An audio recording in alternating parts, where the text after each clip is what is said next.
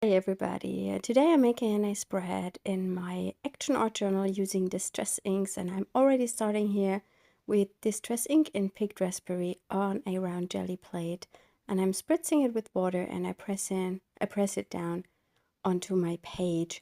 The first layer that was on my page was from a previous project where I had some leftover liquid watercolor on my craft mat, and I just pressed down that book page to bring the color onto the paper so I did not waste it. And now I'm working on top of that with Distress Inks. I'm just layering up and I'm picking colors where I think once they layer on top of that green base color, they will not mix an ugly color.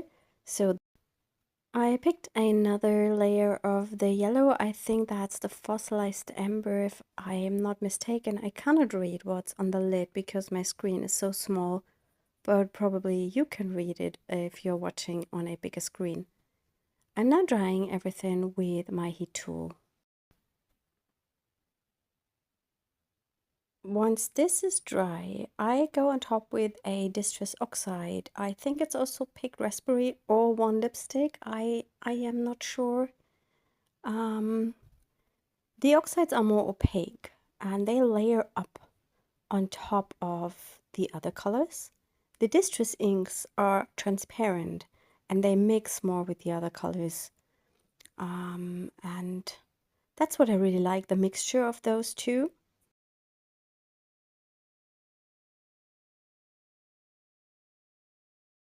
And here I pressed the ink pad to my glass plate and I'm picking the color up with a brush, and I just make some splatters to bring in some different texture apart from that Gelli Plate circle I have. If you don't have a Gelli Plate, you can try to use a piece of a plastic sheet of a packaging, and of course you don't have to have that base color with watercolor underneath. You could just lay down a similar color with the Distress Inks first. So that was just because the color was already there. I'm now going in with some heavy white gesso and I'm covering up a part of my page. I know some of you would say, why do you cover up the whole background or so much of the background? But I just think the background might be beautiful, but that's not a finished page, and that's the reason why I go in with another layer. And I want to have some white space on this spread and these softer colors around.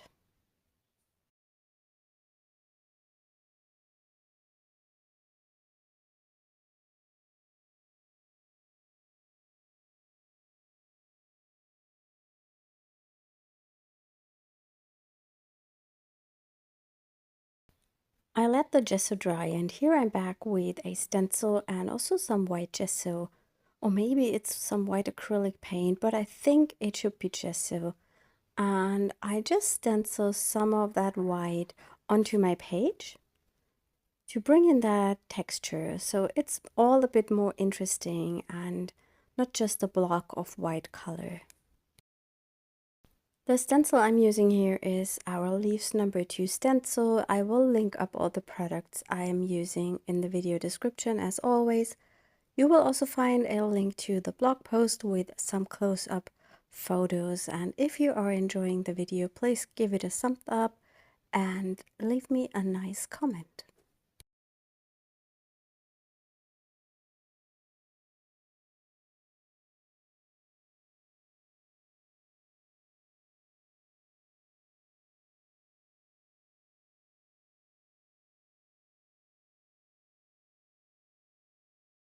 The Distress inks are water soluble and they bleed into the gesso, and that's the reason why I add another layer on top of the first to cover it up a bit more and to make it a bit more white.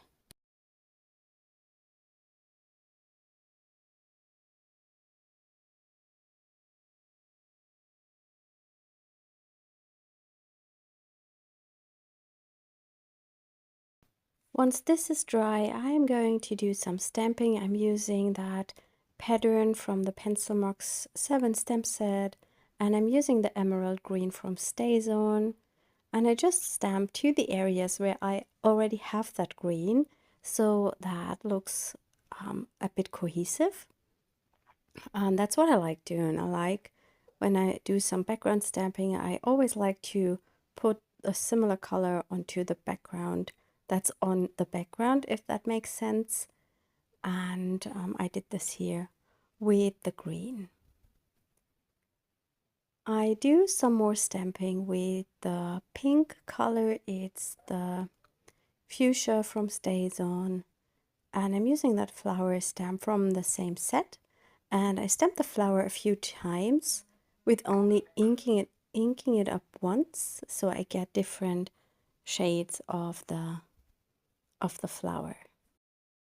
For my focal images, I wanted to stamp the big leaf from the same stamp set with black acrylic paint, and I'm just covering up that round Gelli Plate as kind of a stamp pad. And I stamped this directly to my spread. When you are stamping with acrylic paint, you have to clean your stamp very good afterwards so the paint does not dry on your stamp. I really love the painterly look of it, and also that it gets a much better coverage compared to normal stamping ink. As there is nothing black on the page, I make some splatters with acrylic ink to make everything look cohesive.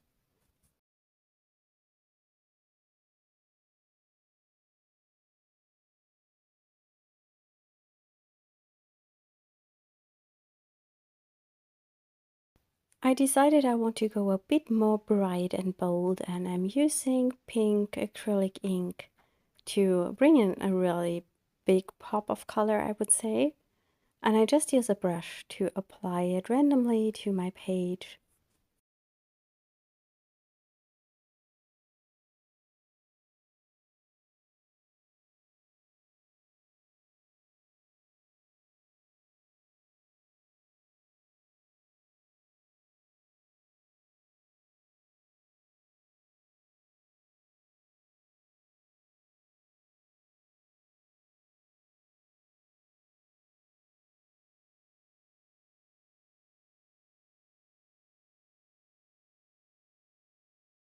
I also felt that the pink needs some yellow to, to look a bit more partnered up, not so alone on my page. And I'm using that.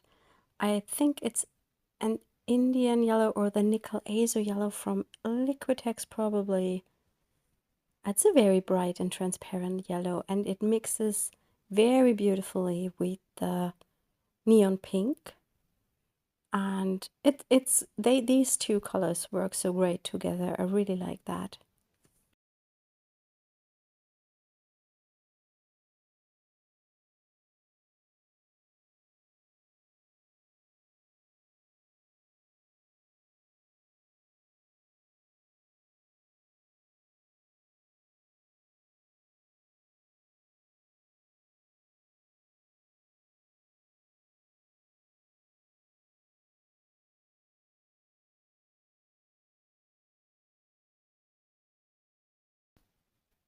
I wanted to have something black against the leaves on the bottom left, and I thought I could write directly on my spread, but that was not a good idea because I think it just doesn't look good. It's not pretty, it does not match the whole composition, and also not the spread. And I decided I have to cover this up. And the best thing to do that is with collage, I would say, or with paint. But as there is already a lot of paint going on, but no collage, I thought collage might be a really nice idea on this page. So I'm going through my stash and I find a pink paper. It's a jelly printed rice paper, which I had stamped afterwards with some white acrylic paint. And I'm going to adhere this to my spread, and I just use my Tombow glue stick.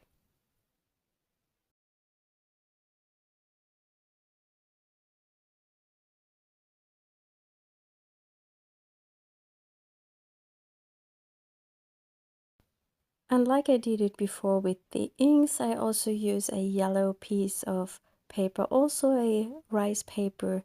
I love rice papers for collage because it's so thin, it does not show up so much on the page than a thicker paper.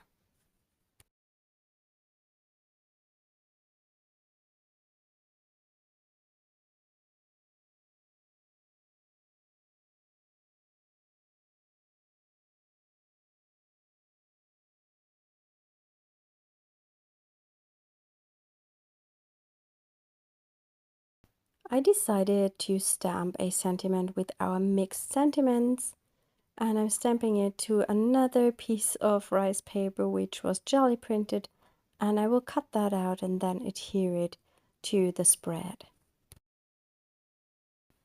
To make the words show up a bit more, I decided to add here also some old book paper because it's light and that brings in a bit more contrast for the pink strips.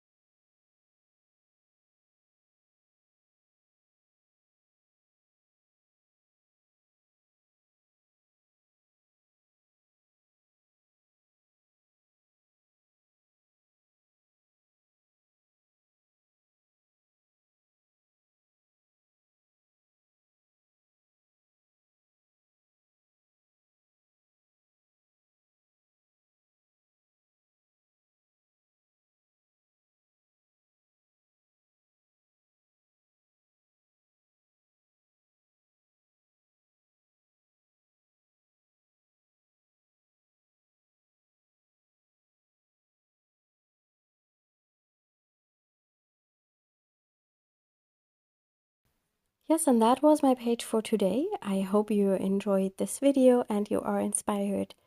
And I hope we will see us next time. Bye!